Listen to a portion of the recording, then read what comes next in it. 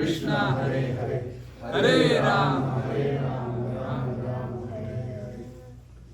So I begin this topic, as I said earlier, why me?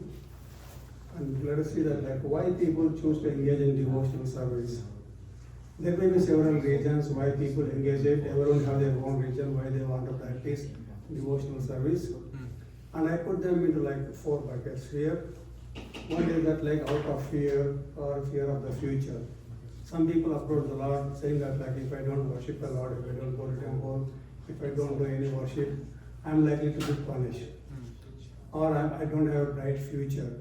So just out of fear, for a better future, some people start this devotional practice. They go to the preference of their choice. There is no particular, they don't have any particular guidelines. Whatever they choose that is good for them, they choose and they practice that. And second one is that it is family tradition, a family practice. In the sense my ancestors are doing it, my parents are doing it, I've been doing it. Some might be knowing why they are doing what they are doing it. Some might not be knowing what exactly they are, why they are doing what they are doing it. It's a family tradition, people continue that. And third one is that expecting some material benefits. It could be anything, it could be health, it could be wealth, anything. Expecting some material benefits, people start practicing devotional service. And the fourth one is that love and devotion. Out of love and devotion, they practice devotional service. Among these 4, the third one is kind of tricky in the sense once that benefit is fulfilled, he might continue devotional service or not. If you find that there is a better opportunity, they might even change the God, the person whom they are worshipping it for better opportunities. But the other 3 are likely to continue whatever they are doing it. Krishna says that there are 2 kinds of people. He categorized them into 2 kinds in 7th chapter of Gita. One set of people, they approach him, they are called pious people. Another set, they don't approach him, even they plan to they go against him. So the people who approach him are 4 kinds. One is Artho, Arthat, Jnanaso, Jnanita, Bhartashava, that's what he says in Gita. So people approach him for Artha, with the people who are in distress. They approach the Lord to get a relief from the distress. Saying that those who are suffering physically or emotionally or mentally, they want relief from those kind of situations, so they approach the Lord to get relief from them. And the second class is that Artharthi, means that the seeker of wealth, if they want any financial benefit, whatever the material benefit they want, if they want more money or they want to recover the money that they have lost, they approach him, try to get that money, whatever financial benefit they are looking for it. And the third one is that Jignashu, the inquisitive people. They really want to know who God is, who soul is, what relationship between God and soul. But they really don't practice devotional service. But they study scriptures, they do everything, they take part in debates and everything. They have some purpose, inquisitiveness. They don't have any love and devotion in that. And third class is the Jnanis. They just want to know more about Krishna. Among these 4 categories, the first 3 categories, they may continue their devotional service once their desire is fulfilled, may not. There is a possibility they may or may not. The fourth one is likely to continue. And there are some scriptural examples. Krishna did not only say that this kind of people approach me. There are so many instances in Bhagavatam wherein under those conditions they approached him. Krishna also delivered them or benefited them for the reason they approached for him. For example, if you come to Artha, the first time that comes to our mind is Gajendra Motion. He was in distress, so he approached the Lord in the final moment. Lord delivered him from that. If it comes to financial authority for material benefits, the first time that comes to our mind is Dhruva Maharaj. He wanted material benefits. Even Sudama also comes in that, but he didn't really ask for it, but still we can put him in that category. And third one is Jignasha. They just want to know there are so many rishis and saints. They know about Krishna, but some might have continued their devotional service, some are not. The example is that Shaunaki Muni. And coming to this Jnani, there are so many people, the renowned ones of Sukadeva Goswami and 4 Kumaras. After learning this, they became great devotees of the Lord. Even Sukadeva Goswami became a Mahajan, one of the Mahajans. And once we know that once you get benefit any of these, the first 3, then we start continuing our devotional service, like what we do here, we chant holy names, depending upon whatever the number of rounds, the number of rounds that we have committed to chant, and study scriptures depending upon the time that is available to us. We try to read scriptures. It could be Bhagavatam, Bhagavad Gita, and other aspects and other spiritual references. And we try to associate with devotees, and we try to serve the Lord and the devotees. Pretty much we are doing all these four in the same day.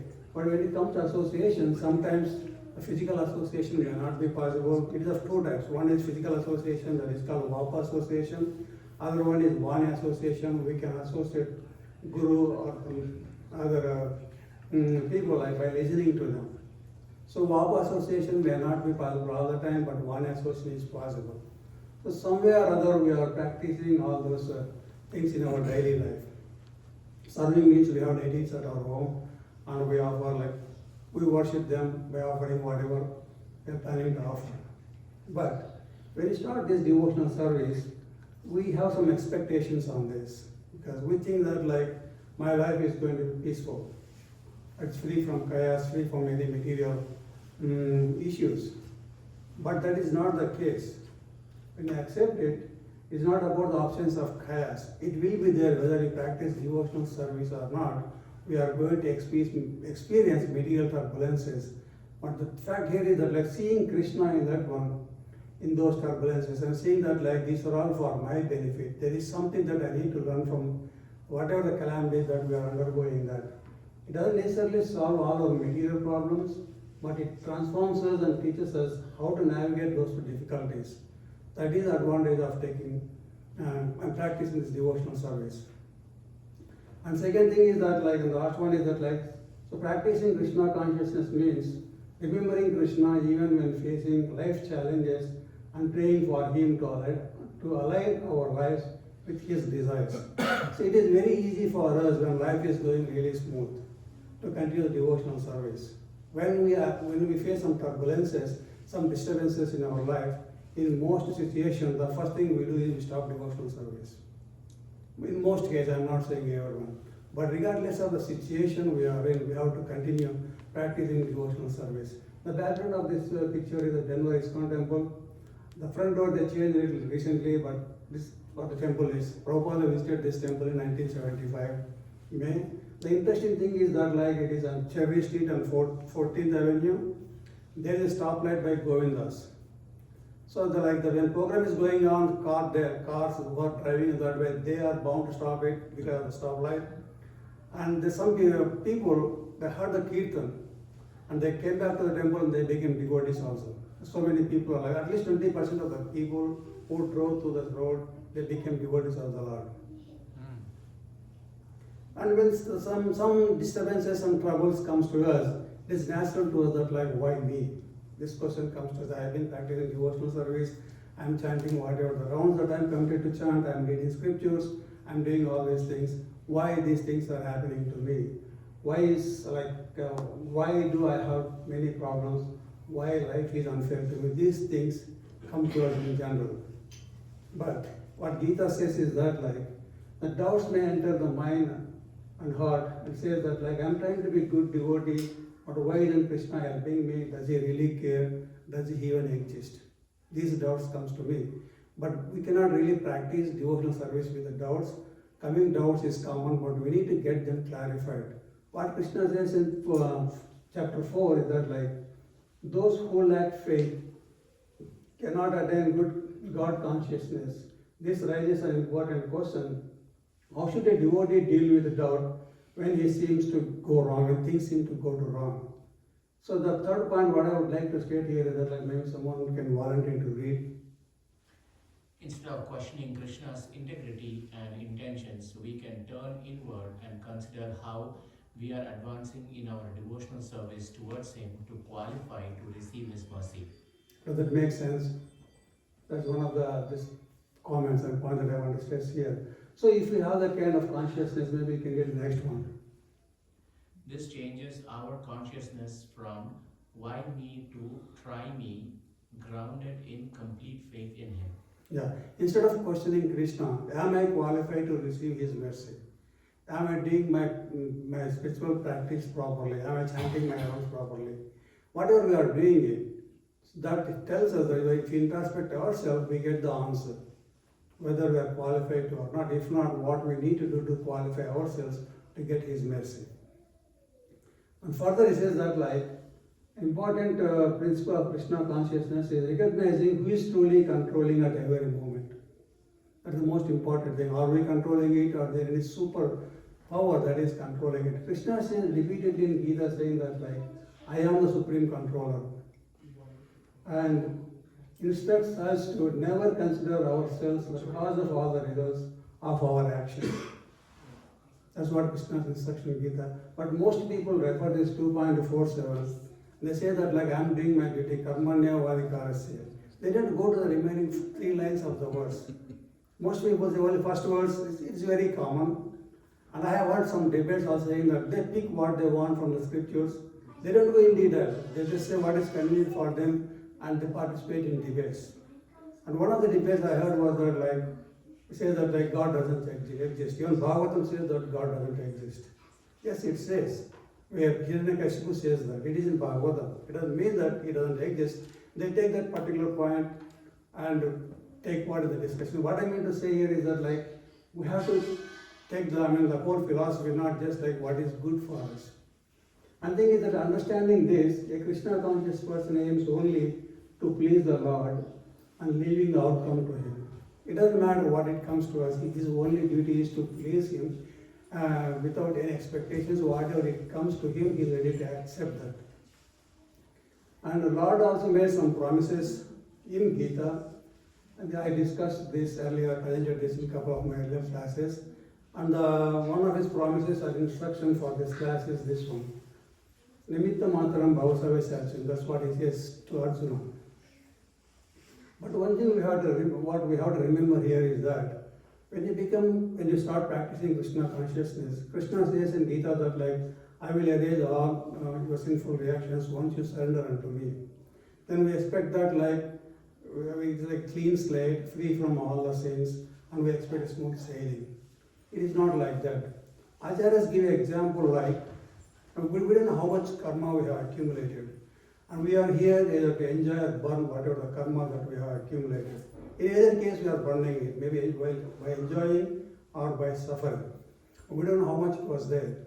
But what Acharya says that like once you take the devotional service, it doesn't mean that all karmic reactions will go away. The analogy they give is that like when the fan is rotating, if you unplug it, but still it oscillates, rotates for some time. Same is the case in devotional service too. You are not free from all the karmic reactions we have done, but once you become a devotee of the Lord, depending upon our degree of surrender to Him, we just take, like those karma things will be relieved either by a token or minor sufferings. Doesn't mean that like we don't undergo them with minor suffering. The token of that what we are supposed to receive. But we still have to undergo all that. But coming to this, it may be instruction, we may take it or we may consider that as Krishna's promise to us. He is asking Arjuna, therefore get up, prepare to fight and win the glory. Arjuna did not want to take part in the battle of Kurukshetra. He gave several reasons why he did not want to do. Krishna was trying to explain all these things to him. Actually, he technically surrendered in the 2nd chapter itself. I am confused, I don't know what I am to do, what I am to do, but then he surrendered to him, instruct me what I am supposed to do. That was his condition at that time. So Krishna had he has technically surrendered there. Krishna had 2 options, go and fight or leave the battlefield. He doesn't have to teach all Gita to him, but he is teaching us to elevate his consciousness and also giving instructions to us through him. So he said that like, conquer your enemies and enjoy a flourishing kingdom. They are already put to death by my arrangement. And you, O Sarvachasi, can be an instrument in the fight. It looks like very positive statement. It is not like I arrange everything for you, just fight and enjoy the victory of this. It looks very nice and no one really doesn't want to miss this opportunity because everything has been arranged by the Lord. But here like the bright side of it. Let us see if the Lord asks you the dark side of it.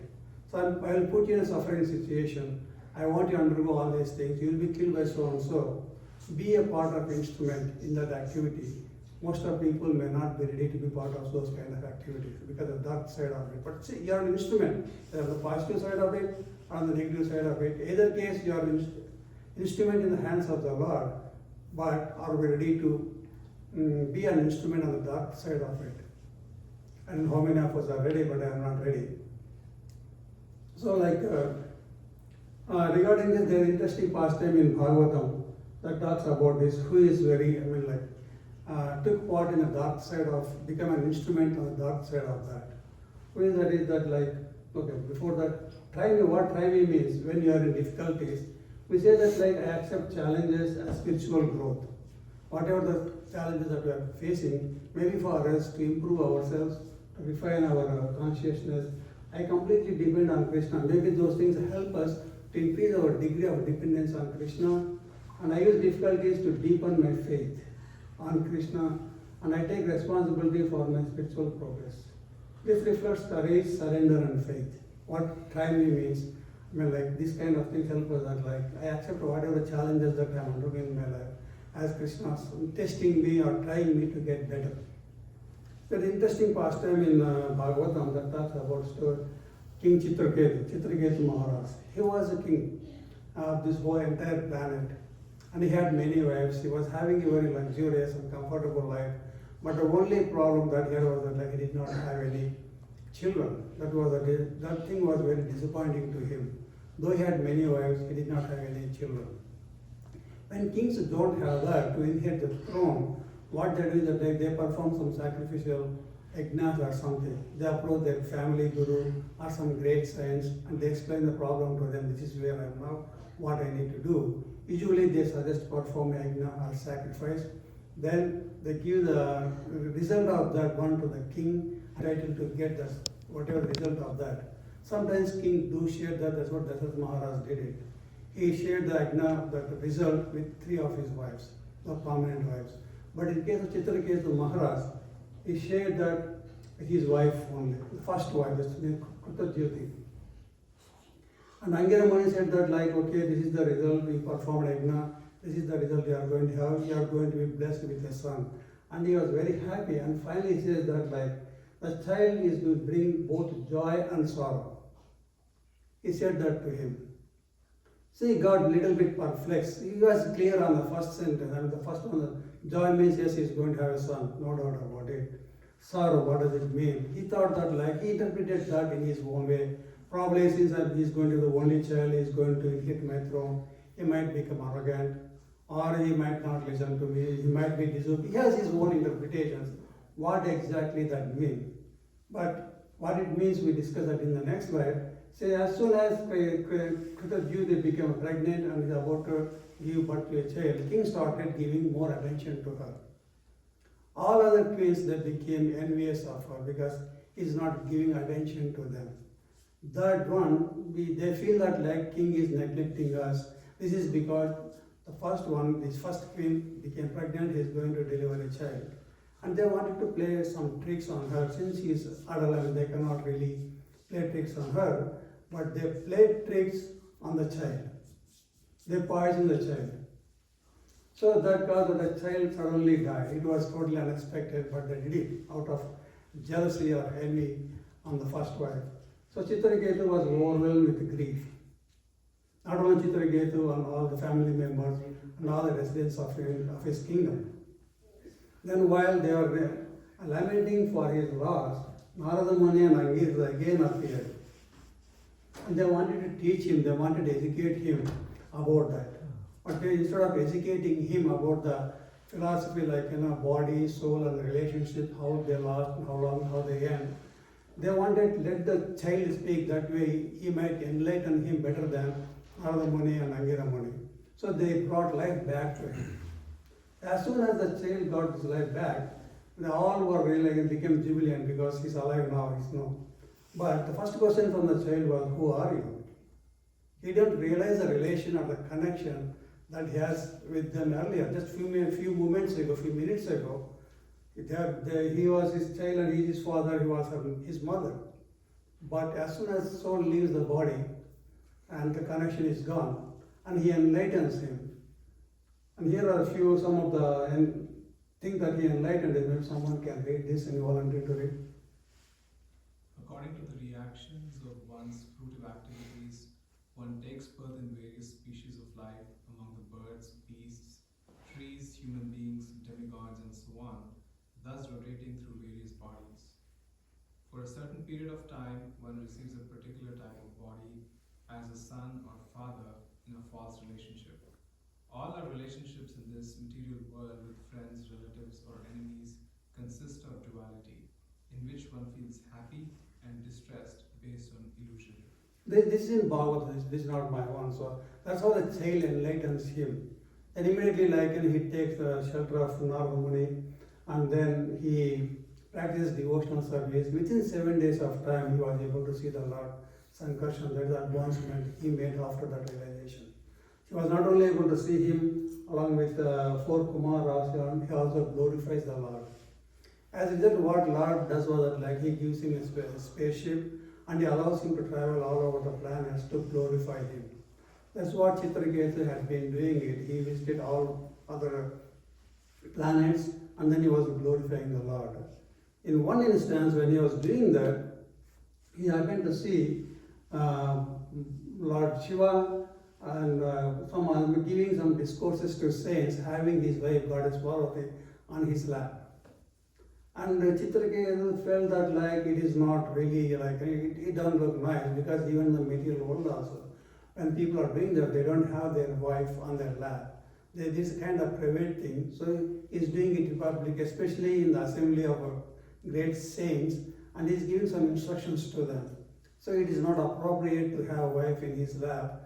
And he indirectly, instructing that it's not acceptable. He repeatedly says that. His main concern was not out of pride, not out of ego, but his concern was that Lord Shiva is a great Vaishnava. And people respect him. By doing this, people might lose respect on him. And by doing so, people might commit some offenses towards Lord Shiva. So that was his intention. His intention was not malicious, not to, hey, I got you, I'm going to criticize or comment you. That was not his intention. But however, if you look at the position of Chitraketu versus Lord Shiva, he is so exalted devotee. If at all he wanted to give any suggestion, he would have done that privately. He did that in assembly. He repeatedly said that triggered anger in Parvati. It is pretty common. Lord Shiva was very cool. He did not lose any control on that. Parvati became very angry and he cursed him to become a demon. And it looks like it is not that fair. Mother Parvati also would have told him that no, okay. Something he would have just told him that mommy, don't do this kind of thing, don't say in public. He would have told us in private. But straight away he cursed him to become a demon. But she gives the following reasons why did she curse him. Anyone wants to read this? Those are the reasons that she gave. These are in Bhagavatam. The first reason she gives is that you are not appointed. Some person you are not authorized to give instructions to Lord Shiva.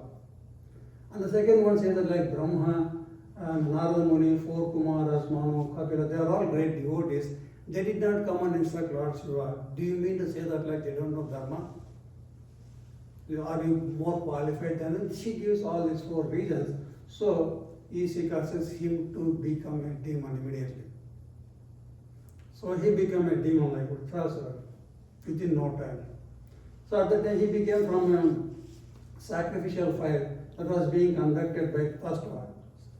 The reason why he was doing was that his son Vishwambara,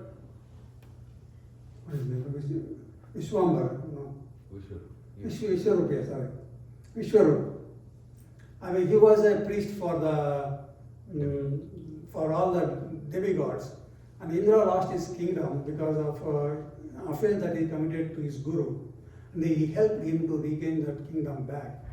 But he is very exalted devotee. So for him, demons and demigods both are the same.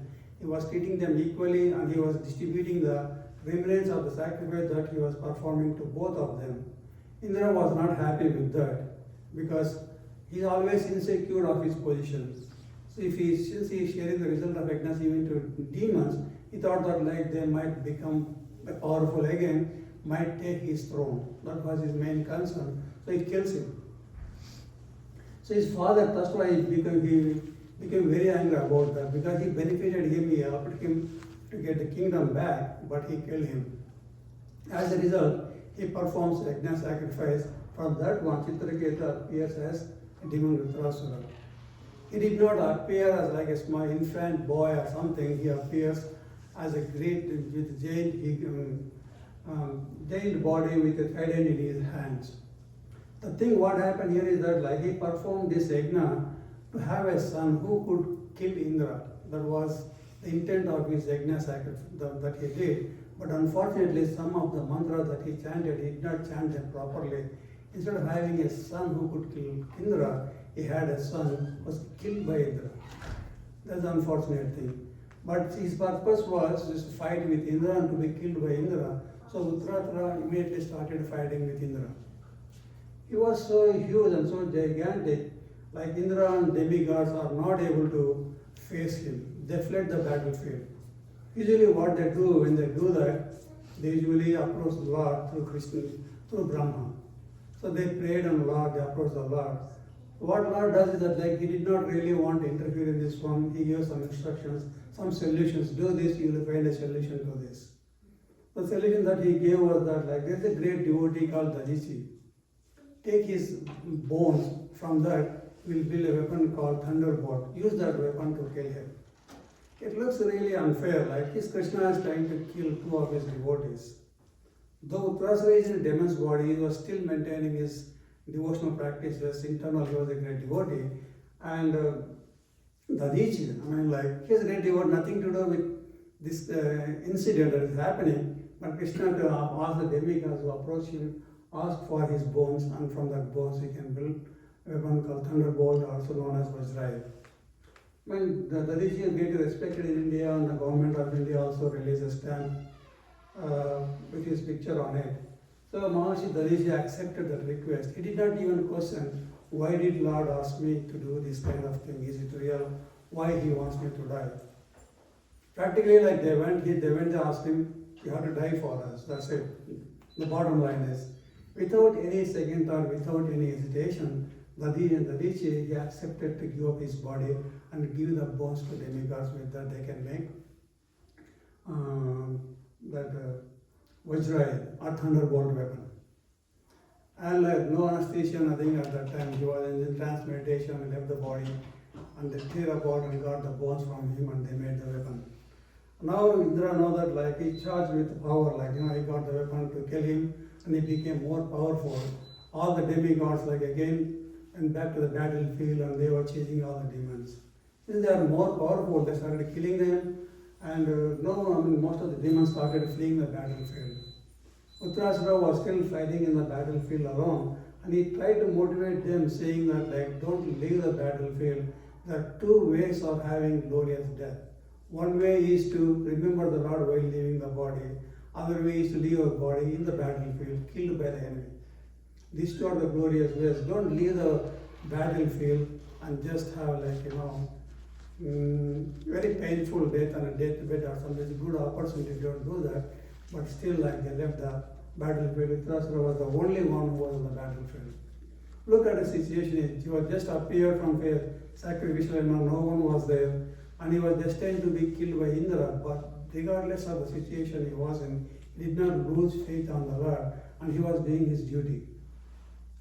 And finally, he is so powerful, he struck Indra with his, when the fight was going on between these two, Indra did not use the thunderbolt weapon that he got from the Lord. He used his mace. This is more powerful than the thunderbolt weapon that he got it. When he threw at it, it was a kind of fence fire in his hand. You can see it there, the mace of Indra, how it looks like in his hand. So he holds it and hits back on his elephant, Airavat, as well as Indra. They all lose their control on that. They lose the balance. And he gives enough time for Indra to recover from that and to fight back with him. While waiting for Indra to come and fight back with him, there is a very nice conversation between these two, especially Uttara's giving a lot of instructions to him. If you read Bhagavatam, we are going to see how enlightening are they. So finally, Indra was not using since Indra was not using that weapon thunderbolt. He encourages him to do that because in Krishna, in Gita, Krishna says that like among all the weapons, I am thunderbolt. So that is Krishna. So he has Krishna in his hand. It is very easy for him to kill. But for some reasons, Indra did not use the weapon. Probably one of the reasons is that like he's a great devotee, he doesn't want to kill him. He doesn't want to commit another offense. He already killed one Brahmana, committed an offense. He doesn't want to do another, but he was destined to kill him. So eventually he uses that weapon and severs both of his hands. So Vitrasura fell down, or pretty much like he was in a helpless situation, he cannot fight because he lost all his arms. However, since he is a demon, he is a very great demon, and he uses his mouth and swallows Indra. He thought that like the battle is over, but Indra uses the thunderbolt weapon and comes by piercing his stomach, comes out of it and then kills it, severing his head from body. It took almost 1 year for him to separate the head from the body. During that 1 year time, he was not at all feeling painful, he was completely absorbed in meditating on the Lord. So finally when he died, Indra was completely upset because he killed two Brahmanas, two great devotees of the Lord. And he incurred a lot of sin. Sin started chasing him. So he goes to a place called Manasarovar and he hides himself there in a lotus stem for 1,000 years. That was a kind of self-punishment for what he has done, the offense that he has done towards the Vaishnavas.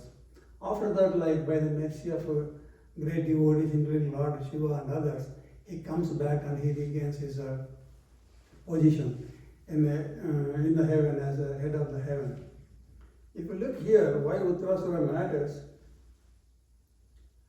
is the instruments in the Lord's plan. He did not curse anyone. Like Parvati, he considered that like Parvati is also instrument in the Lord's plan. That's why she cursed me. He did not curse her. He has the ability to do that. What he did not do that, he accepted that without giving any justification. He thought it is Lord's plan. And he destined to be killed by Indra. He knew that. So he is asking Indra to kill him. And the result of improper chanting of mantras in Karma Kanda, that is what it is. So that is not applicable when you are chanting holy name of the Lord. However you chant it, you get the benefit out of it. But for Karma Kanda mantras, they should be chanted in a proper way. If you don't do that, you get the opposite result. And then, if you come to this Indra versus Uttarasura, who is greater? What do you think? Why like? Sacrifice for the Lord, yeah. So if you look here, Indra attained the material world, heaven only. But he hardly had little or no faith on the Lord. He gave the weapon to him to kill, he did not use it. Uttarasura repeatedly says that like it has empowered by Lord's words. Please use it and use that to kill me. He's encouraging that. He doesn't have maybe not that much faith like Uttarasura had. And second thing is Uttarasura has unflinching faith on the Lord and then spiritual world. So he lost the battle and he went to the spiritual world. Indra won the battle. It just started material world, temporary position. And then Uttarasura was defeated externally but victorious on the spiritual plane. We all agree with it. The one interesting thing here is that Indra approached the Lord to save him from Uttarasura. Instead of asking him to save from Uttarasura, he would ask for liberation. He has seen the Lord, he was having kind of like conversation with the Lord. That's what happens if you have a material desires. Devotional mixed with devotional practices with material desires. It's not that easy to get rid of them. Even the Lord appears to us, probably because of our material desires, we may not ask for liberation. We may ask for some material benefits. That's what Indra did. And Krishna's plans for liberation of his devotees. Prabhupada writes in the purport that like Krishna wants Chitraketu Maharaj with him. So Krishna he wants him back. Why did he make him to become a demon and then to take him back? There is some reason for that. As if we are practicing devotional service, we practice them at gross level and subtle level. Means externally and internally. The internal things are very, very important compared to external things. Internal things are so subtle, at any point of time or at a given right situation, they overpower our external behavior, external appearances. Here, Chitraketu had a little pride. Not that he got ego, just a little pride. He wouldn't have just corrected Lord Shiva in the assembly of other saints. Just a little pride, it's a trace of pride. So Krishna can tolerate anything. If you have these kind of residual things, it doesn't allow us to enter spiritual world. You don't have to be a good kirtanir, you don't have to be a good speaker, you don't have to be a good writer, whatever that is. He doesn't consider all those things. But if you have a little bit of envy, a little bit of pride, a little bit any of those kind of material desires, he wants to nullify that. So he wants him to get rid of from the little residual trace of pride that he had it. When he became a Trasur, he advanced in his devotional service in the body of a Trasur than in the body of King Chitraketu. And then these are some of the lessons we learned from this first time. That's why I wrote it. Maybe one can read one lesson. I wrote 6 lessons. That's what my reflection on this first time. Are they too small or? Yes, cultivating faith and Krishna can seem very delicate and at times deeply challenging, but it is so crucial and immensely rewarding too. So do you agree with this statement? This is a lesson that I learned from this past time. And the second one? Are this too small to put? No, it's fine. Okay. Sorry. Calamities test our faith in Krishna. If we remain faithful during hardship, we pass the test. And if adversity deepens our humility, prayer and dependence on Him, our faith becomes even stronger. Do you agree with the second statement, second lesson? The story of Chitrasura powerfully encourages us to cultivate devotion, patience, and trust in the Lord's will, regardless of external circumstances. Do you all agree with that? That's another lesson that we can learn from this past time. 3 more that I put it here. Ultimately, cultivating the consciousness from why me to try me, grounded in complete faith in the Lord, helps prevent resentment from building between Him and us. Yeah, that's like this something like people use that. You can use bricks either to bridge between 2 ends or build a wall. So this kind of thing really helps us. That like whatever resentment we have between our Lord, this kind of thing really helps us to don't have a gap between Lord and us. The 5th one? This mindset nurtures understanding and bring the Lord to guide us in unexpected ways. As we serve Krishna faithfully, even amidst changing circumstances, we come to see that everything has unfolded beyond our expectations. So do you agree with this point? Do you all agree? Sure. This is the last one. This is the 6th lesson that I just dropped down from this first time. This process dissolves doubts, deepens our faith, and allows us to advance with confidence, gratitude on our journey back to Krishna. So do you all agree with all the 6 lessons that I learned from this first time? Anything that anyone would like to add?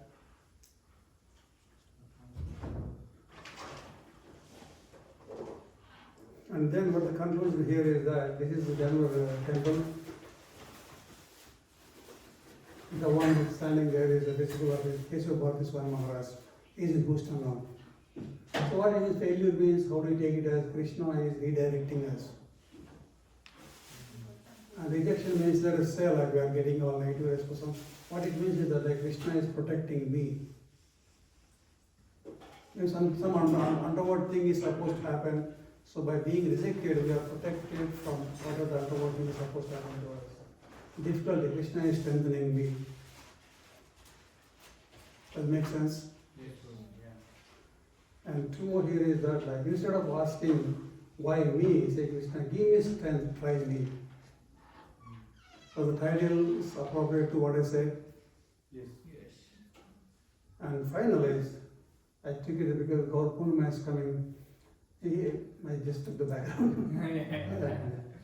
And Krishna said he will never forget any soul who even once sincerely prays to him. That is how Krishna, how merciful he is to us.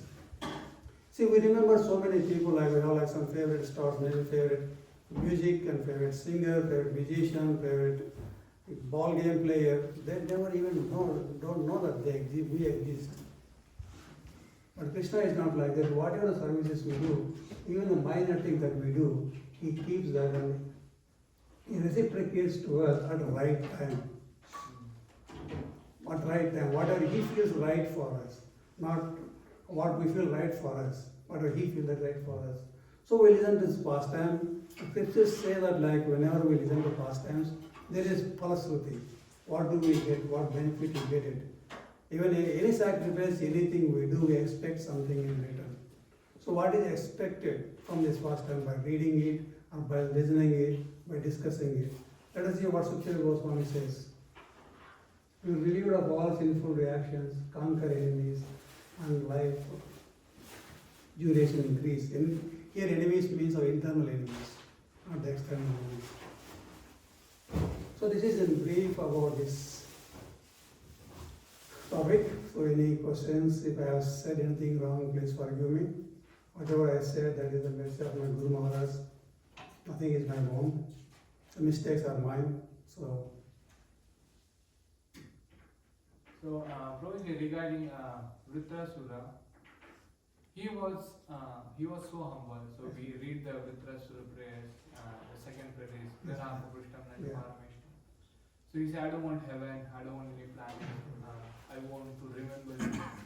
So can you share like how he, since he was born in Asura, as an Asura, but he had like pure devotee consciousness. yes, Lord. So how he cultivated that consciousnness? Okay. Even demigods couldn't, but he did it. Yeah, we can connect this to the discussion that we had, the word, Gita word that we had yesterday. There is no loss in the process. He was a great devotee in his previous life. Krishna says in Gita that like whatever the practice we do, there is no loss in that one. If you go to next life, we start that practice from where we stopped it. And second thing, it is Lord's plan. It's not just like he became a demon because of us. This is the Lord's plan. He wants him back home, back to Godhead. But because of the little pride that he had, that was holding him not to take him to spiritual world. He wanted to nullify that. He wanted to cleanse that little pride, whatever he had. So he, as Uttarasara, he was there for maybe just for a year or two, not too long. Chitraketu's body, like he was there for hundreds of thousands of years, but as Uttarasara, not even maybe 2 to 3 years, that's it. It's not too long in that body. Just to remove that, whatever that tinge, the defect that he had. That's why like, he was asking Indra to kill me because, to kill him.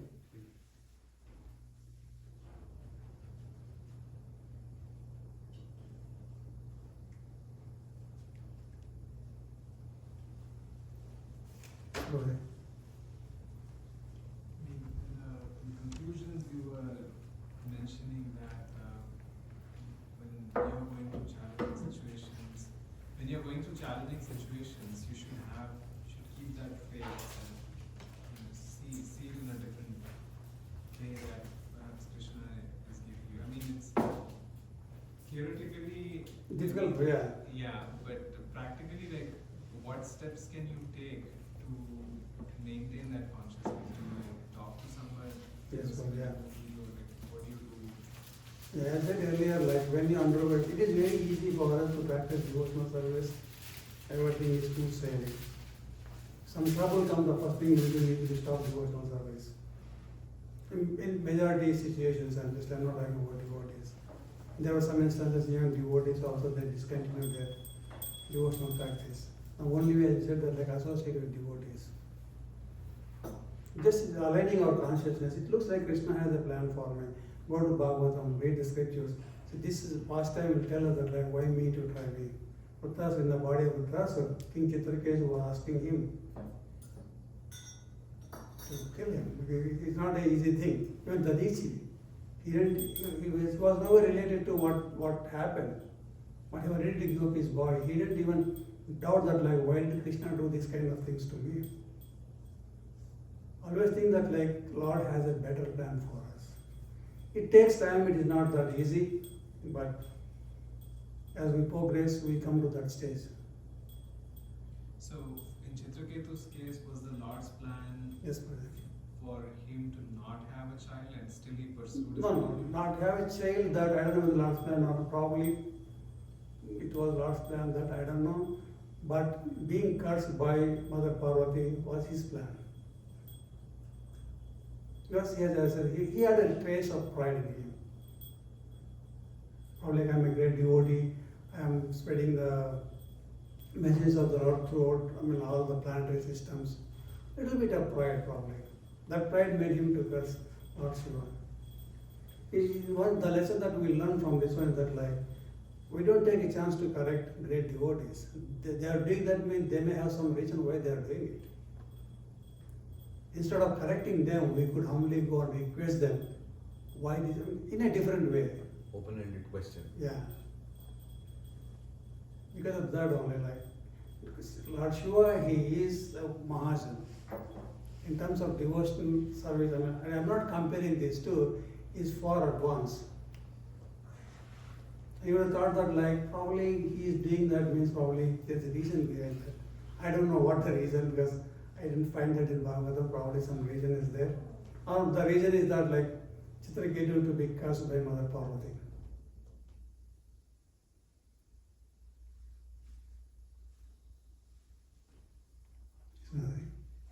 Prabhuji, you said that he had a tinge of pride. That's why Lord wanted him to go through all that. So how do you define pride, and how do you know that you are actually in the pride right now? Because everybody thinks that they are doing their best job to serve the Krishna. Nobody wants to intentionally say that I have a pride or I'm into that. But it happens unintentionally. I think that's how it is. So how do you know you're going towards that, and how can you stop from going to that point where it is considered as a pride? The pride is something, it's a really subtle thing, Mataji. It's externally, it is very difficult to say. It depends upon like how we react to a situation. That tells us that like whether we have pride or not. And second thing is that like in some instances, you may have to be like that for the betterment of the other person. If that is used in that way, there is nothing wrong with it. For example, let us say anger. Anger is also, we are not supposed to express it, but Hanuman expressed anger in Lanka. I'm giving the analogy something like that. If it is like we are using it to correct someone for their betterment, that is fine. But if you are like, you are expressing that intentionally, how do we know it? It is difficult to say because it's so subtle. But I think our consciousness tells us that like how we are behaving. As we advance, like these are all some internal things, and like pretty much. The thing is that like if you have any residues of that, Lord interferes in that and arranges those kind of anarthas that we have it. That's what Sudama was having to. Was a little bit attached to detachment. This minor things, these are all minor things. Actually, I have asked that question about pride, false ego, these anarthas, and the answer actually comes back to association of devotees. Yeah, Because in the association of devotees, what is constantly happening? That's how I've heard my one of my Shiksha Gurus say is that you're like a each one of us, he says, that is like is a gem, okay, but uncut gem, an uncut diamond. So in the association of devotees, we're like getting chiseled, and the end result is like a finely cut diamond. That's the answer I've received from my Gurujans about this. So it does come back to the association of devotees again. Since you mentioned diamond, I just want to say that like charcoal becomes diamond under high pressure only. Wow. Before that it was just charcoal. So we have to undergo. When charcoal is able to become a diamond.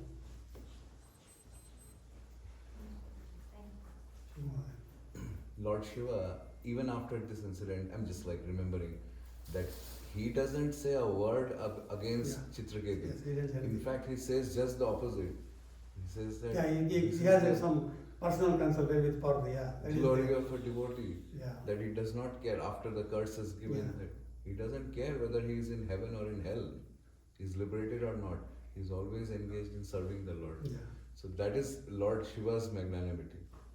That even after all this, he's not phased at all. He remains Yeah. unfazed. He's glorifying Chitraketu Maharaj. Yeah, he prepared to drink poison for the benefit of other demigods. And one thing is that like he asked Mother Parvati for her permission. Can I drink it? Oh yeah. Yeah.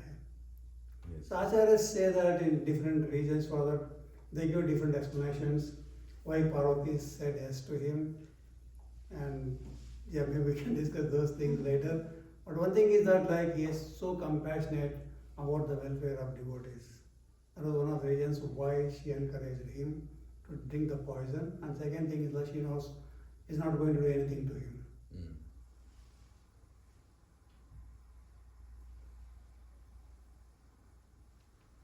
If you want it, sir, Mother.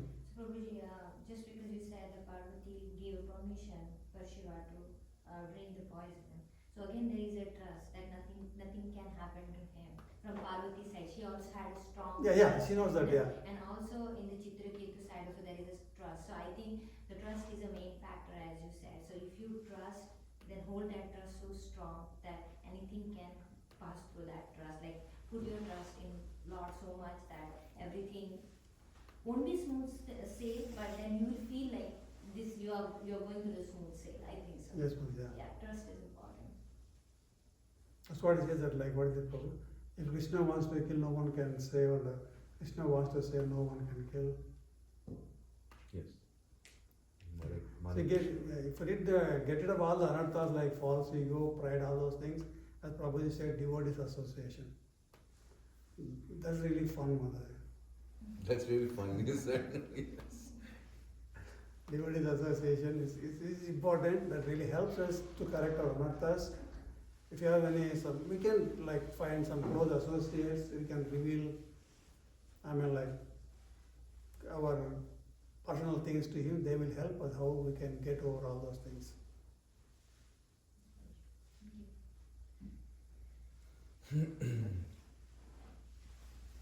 Yeah, and it is also not so that faith what we keep on the Lord, it's not blind faith. We are Yeah, not blind just faith, yeah. keeping like blindly Yeah. just okay, He will take care of it. Yeah, which is about sadhu, shastra, and Yeah. gurya.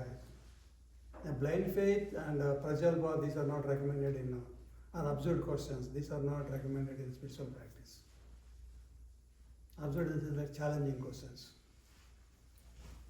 Yeah, I mean, if you start with that faith, like if you start with some faith, then we receive the reciprocation of the Lord. Like we see how Lord reciprocates actually, and maybe at that point of time you're not able to appreciate. Okay, this is bad for me, but how can I accept that this is something which is ultimately good? But later on, after spending like months, years, then you realize, okay, this was something which was actually good, what was happening.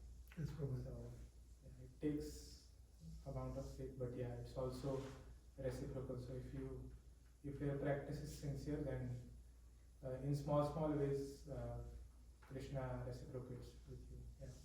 That's probably. The faith is very important. Even though we are practicing devotional service externally, if you don't have faith internally, you won't make any advancement in the devotional service. In this regard, acharyas they gave very nice example. It's just story, but it's very thought provoking. There was one devotee like who was preaching, who was giving discourses and doing all those things, and his wife was cooking prasadam. Whoever comes to the satsang, one time like olden days, like they have to get a firewood to make prasadam. Then he goes to forest to get a firewood. And it becomes, that was the first time he went to forest and he lost the way, it became dark and he lost the way, it started raining. And while on his way, like to find the way to his home, and he happens to trip on something, he rolls down into a valley. And while doing that, he got hold of a tree branch, and he was holding to that and prays to the Lord, please save me. It was literally like he was intensely asking, please save me from this. And the voice tells him, let go. Just give up and let go. And he doesn't listen to that. Again, he holds on to the branch and hanging, and again he prays for it. Again, the voice tells again, second time, let go. No, he didn't listen to that. And third time, he again says, let go. No, he didn't listen to that. All night he was hanging to that one. In the morning, he realized that like he was just hanging 1 foot above the ground. Something like that. I mean, the faith, I mean, not that easy to have faith, especially in those kind of situations. So you said blind faith is not recommended. Yes, What do you mean by blind faith? Blind faith means that like without any scriptural references, without asking any sadhus or gurus. These are like a triangle. Scripture, sadhu and gurus. You have to refer that whatever I say, I mean not that what I is it in Bhagavatam or not? Right sources. Find whether the information is coming from right source or not. You have to inquire about it. It's not about faith in the God. No, yeah. And whatever I'm saying, is it in scriptures or not? Is said by someone else or not? It's also that you don't stop doing anything and just say, okay, Krishna will take care. But you do your things to handle the situation, but you leave the results to Krishna. Yeah, so he will take care of you even if you don't do it, but we should be on that platform. The example is Arjunacharya. I mean, not that like, I mean, he doesn't do it, even without doing anything, he can do it, but we should have that much faith. If we are on that platform, we are not there yet, so.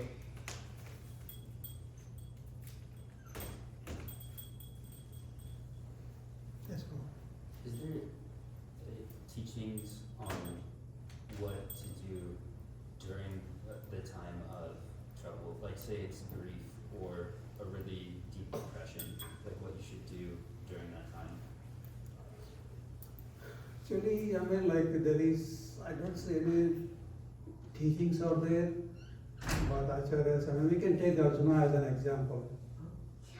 There are so many like Chitrakesh, he was in grief, he was like lamenting for the loss of his son. You can look into Gita and other scriptures, or you can approach some spiritual master who can enlighten you, who can give you some relief from you, or whatever situation that you are undergoing. Yeah, I mean, like whenever you are in difficult situations, the best one is that like start reading Gita, you will find answer the situation that you are undergoing. That's what several acharyas says, right? That's what sometimes my experience too. Even if it just randomly open, you'll find answer to the situation that you are in. The Vaishnav Prabhu says that like read every page and become a sales by reading page by page. It also, if I can say something. Sure, yeah. So, to his question, to Daniel Prabhu's question. So, I'm just thinking that it is so important for us to be able to have a community of devotees. It just keeps coming back to that. Sometimes the difficulty may be such that we are not able to reconcile just by reading Shastras, or like it's something very impending. We always, it's difficult maybe here, but we should always have like friends, and like-minded friends who are, inclined, who are like living that path, but who have some kind of like maturity in terms of, emotional maturity, as well as they have like practiced even like spirituality for a reasonably long time. So to have that kind of friend or guide is also very helpful in these types of situations. When reading may be helpful, but also having someone to speak with is also very important. So it's my experience. Like, I mean, not many of us have gone through difficulties, And I found solace in approaching a devotee and opening my heart. So we all should have that kind of friends, that kind of well-wishers with whom we can open our heart. And that's a principle which Srila Rupa Goswami also says in his Nectar of Instruction, there is a book. He says that it's very important that we should have like people to connect with, like Guhya Makhyati Prichiti, to be able to like open our heart in confidence, so that we can receive from them, and we can also share with them when they need it. So that's also something which has helped me and many devotees. It comes down to association of devotees again and again. Probably like you may hear the same answer that you know, but still like, I mean, that is how the human nature is. That like, when you are in difficulties, you share with someone, you get relieved of that burden. Probably if I'm in this stage, maybe I may just come to you and you may give some solution, some suggestions. Maybe probably, I know I might be knowing that, but by sharing that with you, I will be relieved of that grief.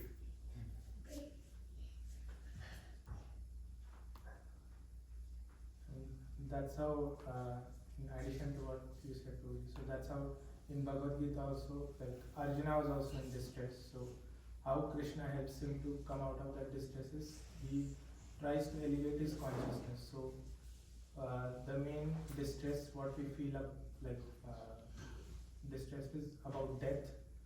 So he first gives the knowledge, okay, even if you die, you are eternal. You are not this body.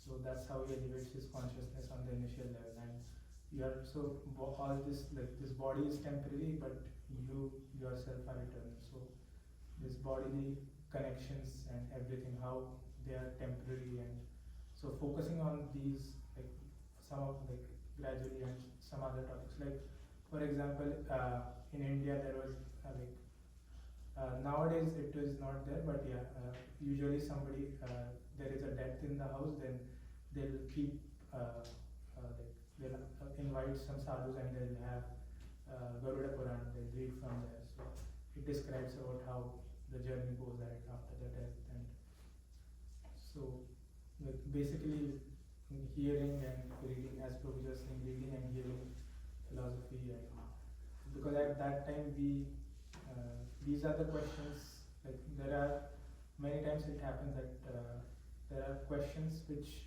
cannot be answered by, like, logically we cannot understand, okay, why this happened, but that's where spirituality comes, that okay, this is, to give us that broad perspective, okay, there is something beyond our control also.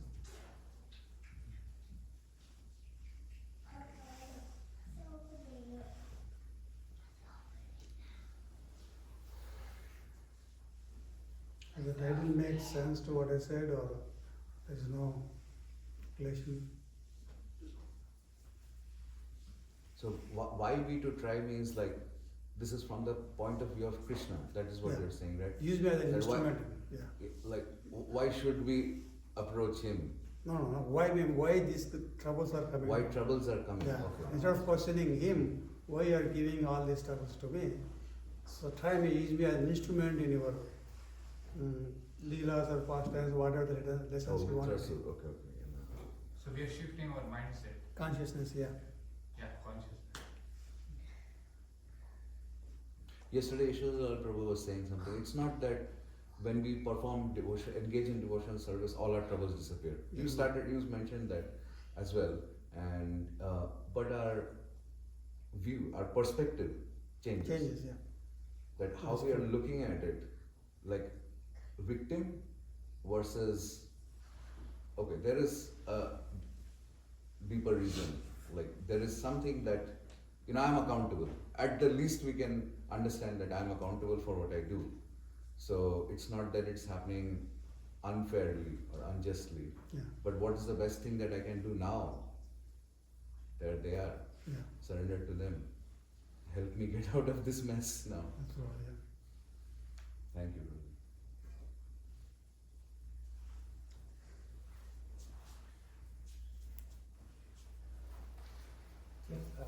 Any more questions? Sure, that's all.